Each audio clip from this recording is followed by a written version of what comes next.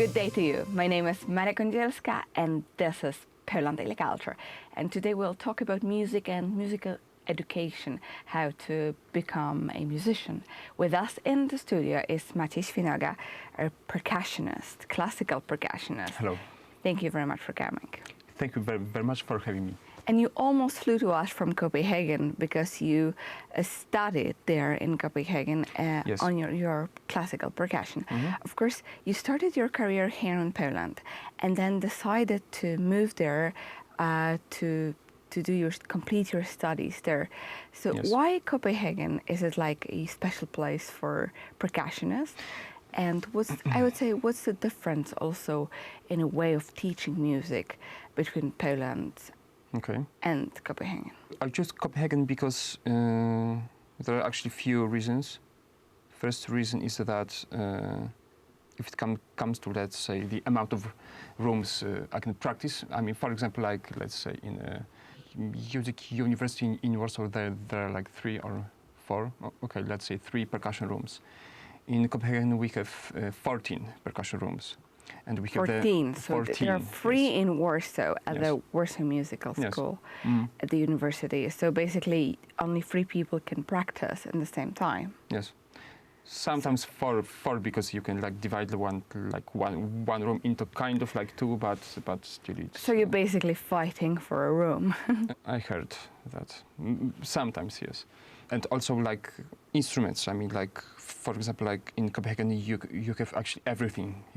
There's literally every single like instrument, which is I think created.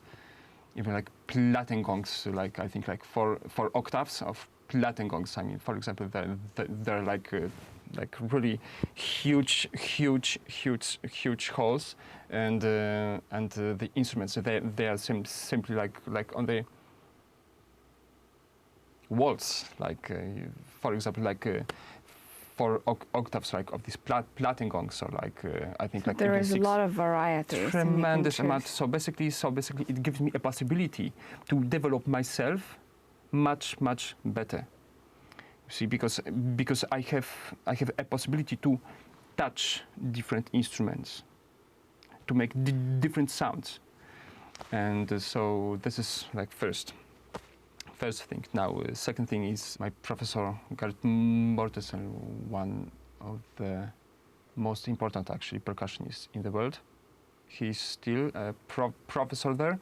He's mostly multi-percussionist, so he plays multi-percussion a lot, and it's also one of my specialties. It just and when you got a place there, and I understand your master and your tutor is teaching there, so what was your, like, you arrived there and you realized you can do much more, you can learn much more in a different way. Of course. But how about just altogether your musical life? Is it like, are there more gigs? Are there more concerts for percussionists there?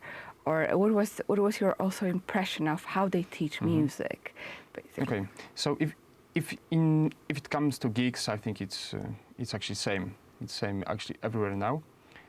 Yeah, it's similar. But if it comes to, let's say, like way of teaching, okay, it's first of all, I mean, for example, when I got there, I mean, because you see in Poland you get points from, I think, from 0 to 25 or from 1 to 25, and for example in Copenhagen the maximum amount you can get is 12.